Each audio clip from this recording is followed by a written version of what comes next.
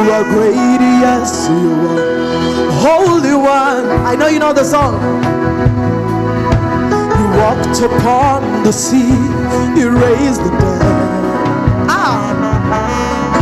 You reign in majesty, mighty God.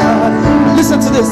Everything written about. What's up, guys? My name is Bruce Newton Mugai, the host of Waira Tikwigana channel. Welcome to today's episode, and we're gonna discuss a national figure. That is why I have chosen to use the English language. Of course, we normally use our vernacular due to the audience that we have in this channel, but today, because we are going to discuss a national figure, someone who is an international woman, a woman of Vara, so we're gonna use the English language. Of course, welcome again.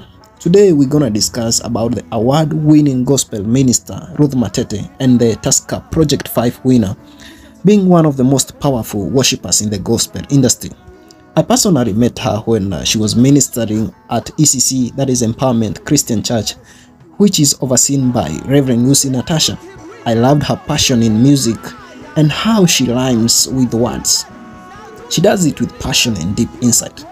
Maybe she might be new to anyone searching her on YouTube because she has less following, but Ruth has ever been a subject of discussion in the social media where she took internet by storm. The woman of God has finally come out with a lengthy post on the social media crying for help of prayers over the death pattern in her homestead. The Tusker Project 5 winner records being in the worst moment after losing her husband and having to bury him 3 months later after murder allegations arose. According to Ruth, she was subjected to immense cyberbullying after rumors emerged on the social media that she was being behind the death of her late husband, Pastor John, Arias' beloved John. Speaking about her late husband's demise for the first time in a previous interview, Ruth admitted that she was shocked by the demise to a point that she forgot that she was expectant, 5 months old. Fortunately, she gave birth to a healthier child than expected. The singer has spoken about how she was born out of wedlock and how her parents later married. She was now a child of 2 families, living with his mother and stepfather. The Tusker Project fame winner recalls how her stepfather was being abusive and to a point of physically assaulting her mom. She described moving in her with her father after her mother was severely beaten and admitted to the hospital. And Ruth quotes, "My mother died when I was 8 years old. My stepfather beat her so badly and she was taken to hospital because of the injuries. I was still living with her and my stepfather. So when she realized that she may not take it out alive, she called my father and asked him to come to get me.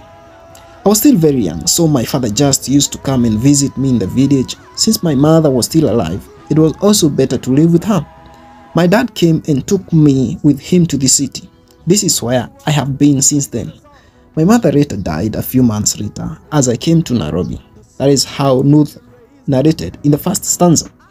The mother of one went on to narrate the horrific death pattern from her mother to her stepdad, later to her stepmom, her husband who left her pregnant, and she later gave birth to a beautiful baby girl. Ruth Matete quotes, "My father was married to another woman here in Nairobi who also later died.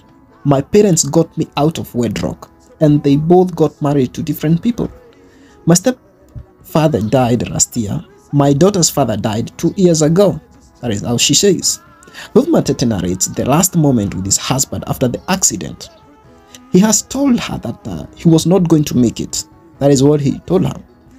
She gave her, or the red husband gave her the name of her baby she was going to have and gave his relative contacts in Nigeria. Ruth Matete quotes again, "He told me all he wanted to do. I felt like it was those Afro cinema movies. He gave me the name of the baby regardless of gender. Torua is a unisex name. Gave me a message for her sister and brother as well. God gave him 2 weeks. In those 2 weeks, each time I went to visit him, he would ask me, 'Oh, am I still here?' It's like he waited for death. I felt like he didn't fight to live. But anyway, I was never no fury. I never knew it all." Ruth Matete explains this again. The singer, while asking for prayers to her followers, has narrated again how her family has experienced people losing their spouses. My father was married to another woman here in Nairobi, who also later died. My daughter's father died 2 years ago. Or in an ambulance after the accident, he told me he would gonna not make it.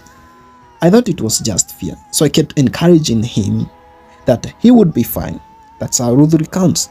She has urged her fans on praying for her family and thanked all those who always stood with her in prayers. Ruth has further added that she has been praying for a long life following frequent cases of premature death in her family. She quotes, "In all this, I have been praying fervently to God for a long life. Keep praying for me and my family." She ends the quote. Our prayers goes to Ruth Matete, an award-winning gospel minister and also the Tusker 5 Project Fame winner. May God comfort her. May God give her the courage that she gave her when she bared the difficult aftermaths of losing her husband. The same God will be with her in this time, and we cancel the plans of the evil, the spirit of premature death, and Ruth will enjoy the fruit of life. All the best, Ruth Matete. Thank you very much for watching today's episode of Ruth Matete, an award-winning gospel minister and the Tusker 5 Project Fame winner. My name is Bruce Newton Mugai. Until next time, this is Woira Tikwegana channel, the Reading Rocco YouTube channel. Goodbye. Everything written about you. Let's do it again. Now do it as you believe it. You are great, yes you are. You are great, yes. Sing it like you believe it. What did you do? You walked upon the sea. And did you what?